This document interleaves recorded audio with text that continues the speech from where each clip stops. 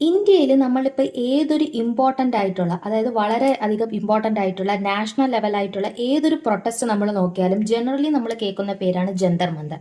ജന്തർ മന്ദർ എന്ന് പറയുമ്പോൾ ഡൽഹിയിൽ സ്ഥിതി ചെയ്യുന്ന, യഥാർത്ഥത്തിൽ അതൊരു അസ്ട്രോണമിക്കൽ യൂണിറ്റ് ആയിരുന്നു. ഇപ്പോഴാണ് അത് ഫേമസ് ആയിട്ടുള്ള ഒരു പ്രൊട്ടസ്റ്റ് സൈറ്റ് ആയിട്ട് മാറുന്നത്.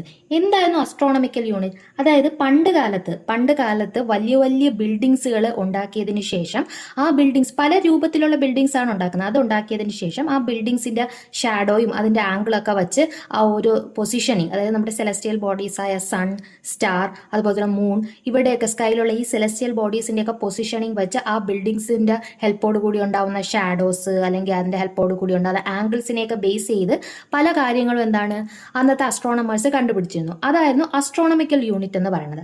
അതുപോലെ ഒരു astronomical unit which was situated in Delhi, അതായിരുന്നു ജന്തർ മന്ദിർ. ഈ അസ്ട്രോണമിക്കൽ യൂണിറ്റ് ആയ ജന്തർ മന്ദിർ ക്രിയേറ്റ് ചെയ്തത് 1724 മഹാരാജ സവായ് ജയ്സിംഗ് സെക്കൻഡ് ആണ് ഇദ്ദേഹമാണ് ഇത് ക്രിയേറ്റ് ചെയ്തത്. ഇദ്ദേഹം എന്ന് പറയുന്നത് ഒരു രാജ്പുട്ട് ആയിട്ടുള്ള ഒരു രാജാവായിരുന്നു. രാജ്പുട്ട് ഡൈനാസ്റ്റിയിലുള്ള, വ്യക്തമായിട്ട് പറയുകയാണെങ്കിൽ കച്ച്വാഹ ഡൈനാസ്റ്റിയിലുള്ള ഒരു കിങ് ആയിരുന്നു ഇദ്ദേഹമാണ് ഈ ഒരു അസ്ട്രോണമിക്കൽ യൂണിറ്റ് നിർമ്മിച്ചത്. 1980 ഏകദേശം ആ ഒരു കാലഘട്ടം വരെ ജന്തർ മന്ദിറിൽ അങ്ങനെ പ്രൊട്ടസ്റ്റ് ഒന്നും നടത്തുന്ന ഒരു ഫേമസ് സൈറ്റ് ആയിരുന്നില്ല.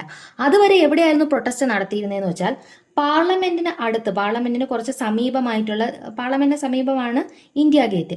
ഈ പാർലമെന്റിന് അടുത്തുള്ള ഇന്ത്യ ഗേറ്റിനോട് ചേർന്ന് ഒരു ബോട്ട് ക്ലബ് എന്ന് പറയുന്ന ക്ലബ്ബുണ്ട്. ഈ ബോട്ട് ക്ലബ്ബിലായിരുന്നു അന്ന് എല്ലാ രീതിയിലുള്ള പ്രൊട്ടസ്റ്റ് നടത്തിയിരുന്നത്. അതിന് മെയിൻ കാരണം വെച്ചാൽ പാർലമെന്റിന് അടുത്തായതുകൊണ്ട് തന്നെയാണ്.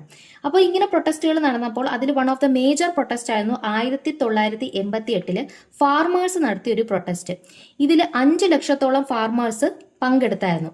ഈ ഒരു പ്രൊട്ടസ്റ്റിനെ ലീഡ് ചെയ്തത് ആരായിരുന്നു എന്ന് വെച്ചാൽ മഹേന്ദ്ര സിംഗ് തിക്കേത്ത് എന്ന് പറയുന്ന വ്യക്തിയായിരുന്നു ഈ ഒരു പ്രൊട്ടസ്റ്റിനെ ലീഡ് ചെയ്ത ആ ഫാർമർ. അവർ കുറച്ച് ഡിമാൻഡുകൾ വെച്ചു. അവരുടെ മെയിൻ ഡിമാൻഡ് എന്തിനാന്ന് വെച്ചാൽ അവർ പ്രൊഡ്യൂസ് ചെയ്യുന്ന ആ ഒരു പ്രൊഡക്റ്റ്, ഫാർമേഴ്സ് പ്രൊഡക്റ്റിന് കൂടുതൽ പ്രൈസ് കിട്ടണം. അതൊരു ഡിമാൻഡ്. അവർക്ക് ഹൈ പ്രൈസ് കിട്ടണം അവരുടെ ഫാർമേഴ്സ് പ്രൊഡ്യൂസ് ചെയ്യുന്ന പ്രൊഡക്റ്റിന്. അത് മാത്രമല്ല അവരുടെ ആ ഫാർമേഴ്സിന്റെ ഇലക്ട്രിസിറ്റി, അതുപോലെ തന്നെ വാട്ടർ, ഈ ഒക്കെ പെൻഡിങ് ആയിട്ടുള്ള ബിൽസ് ഉണ്ടല്ലോ, ഇതൊക്കെ മാപ്പാക്കി കൊടുക്കണം. അതായത് ഇതൊക്കെ ക്യാൻസൽ ചെയ്ത്, വെയ്വർ മീൻസ് ക്യാൻസൽ ചെയ്യണം. അതിന് അവർക്ക് വീണ്ടും റീപേയ്മെന്റ് ചെയ്യേണ്ട അവസ്ഥ വരില്ല, അത് അവിടെ എഴുതി തള്ളണം എന്നതായിരുന്നു അവരുടെ മറ്റൊരാവശ്യം. പിന്നെ അവർ പറഞ്ഞു ഈ ഇലക്ട്രിസിറ്റിയിലും വാട്ടർ ബില്ലിലും ഉണ്ടാകുന്ന കൺസെഷൻ മാത്രം പോരാ, മറ്റു കുറച്ച് കാര്യങ്ങളിലും അവർക്ക് കൺസെഷൻ വേണം. അതായത് ഈ ഫാമേഴ്സ് പ്രൊഡ്യൂസ് ചെയ്യുന്ന പ്രൊഡക്റ്റുകളെ ട്രാൻസ്പോർട്ട് ചെയ്യുമ്പോൾ അവർക്ക് കുറച്ച് ഫിനാൻഷ്യൽ ഹെൽപ്പ് വേണം. അതുപോലെ തന്നെ ഫാർമേഴ്സിന് ലോൺ കൊടുക്കുമ്പോൾ ഇൻട്രസ്റ്റ് റേറ്റ് കുറയ്ക്കണം. അങ്ങനെ കുറച്ചധികം ഡിമാൻഡ്സ് ഉണ്ടായിരുന്നു. ഈ ഡിമാൻഡോടുകൂടി 1988 ഇവരെല്ലാവരും കൂടി ബോട്ട് ക്ലബിൽ ഒത്തുചേർന്നു. ഇത്രയും വലിയ ഒരു ക്രൗഡ് അവിടെ ഒത്തുചേർന്നുകൊണ്ട് അന്നത്തെ ആ ഒരു സമയത്ത് അവിടുത്തെ റോഡുകളൊക്കെ നല്ല രീതിയിൽ ബ്ലോക്ക് ആവുകയും ഈ ക്രൗഡിനെ മാനേജ് ചെയ്യാൻ അന്നത്തെ ഗവൺമെന്റിന് വളരെയധികം ബുദ്ധിമുട്ടുണ്ടാക്കുകയും ചെയ്തു. അതിന്റെ ഭാഗമായിട്ട് ഇവരുടെ ഒരുപാട് ഡിമാൻഡ്സ് ഗവൺമെന്റിന് അക്സെപ്റ്റ് ചെയ്യേണ്ടി വന്നു. അങ്ങനെയാണ് ഗവൺമെന്റ് തീരുമാനിക്കുന്നത് ഇനി ഒരിക്കൽ കൂടി ഇങ്ങനെ ഒരു വലിയൊരു ഇഷ്യൂ അവിടെ നേരിടാൻ പാടില്ല എന്നുള്ളത്. അങ്ങനെ 1993 ഒഫീഷ്യലി എന്ത് ചെയ്തു, ഈ ബോട്ട് ക്ലബിലുള്ള ആ ഒരു പ്രൊട്ടസ്റ്റില് ബാൻ കൊണ്ടുവന്നു. ഇനി അവിടെ ആരും പ്രൊട്ടസ്റ്റ് ചെയ്യാൻ പാടില്ല എന്നൊരു ആ ബാൻ ഗവൺമെന്റ് കൊണ്ടുവന്നു. എന്നിട്ട് അവർ പറഞ്ഞു ജന്തർ മന്ദിർ എന്ന് പറയുന്ന ഈ ഒരു സ്ഥലം ഡെസിഗ്നേറ്റഡ് ആയിട്ടുള്ള പ്രൊട്ടസ്റ്റ് റീജിയൻ ഓഫ് ഡൽഹി ആക്കി മാറി.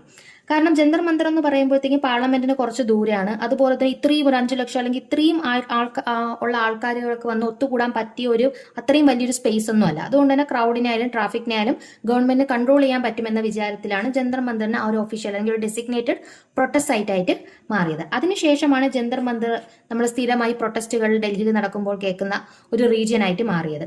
നമ്മളിപ്പോൾ നോക്കുകയാണെങ്കിൽ 2023 വളരെ ഫേമസ് ആയിട്ടുള്ള ഒരു പ്രൊട്ടസ്റ്റ് നടന്നിട്ടുണ്ടായിരുന്നു. ഒളിമ്പിക് മെഡൽ വിന്നേഴ്സ് ആയിട്ടുള്ള, ഇന്ത്യയെ റെപ്രസെന്റ് ചെയ്യുന്ന ഒളിമ്പിക് മെഡൽ വിന്നേഴ്സ് ആയിട്ടുള്ള കുറച്ച് റെസ്ലേഴ്സ് ചേർന്നൊരു പ്രൊട്ടസ്റ്റ് നടത്തിയിട്ടുണ്ടായിരുന്നു.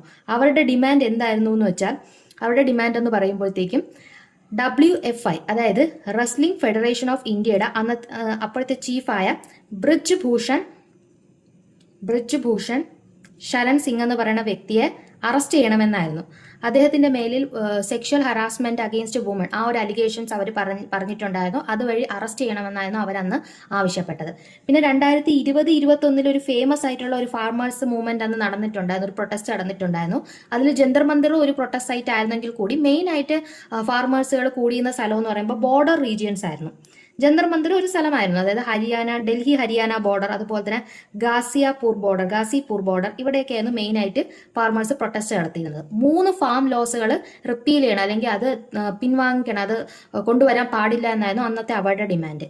ഇപ്പോൾ റീസെന്റ് ആയിട്ട് നമ്മൾ പറയുകയാണെങ്കിൽ 2026 സ്റ്റുഡൻസ് നടത്തുന്ന പ്രൊട്ടസ്റ്റ് ആണ്. ഈ പ്രൊട്ടസ്റ്റ് എന്ന് പറയുമ്പോഴത്തേക്കും ഇപ്പോഴത്തെ യൂണിയൻ എഡ്യൂക്കേഷൻ മിനിസ്റ്റർ ആയിട്ടുള്ള ധർമ്മേന്ദ്ര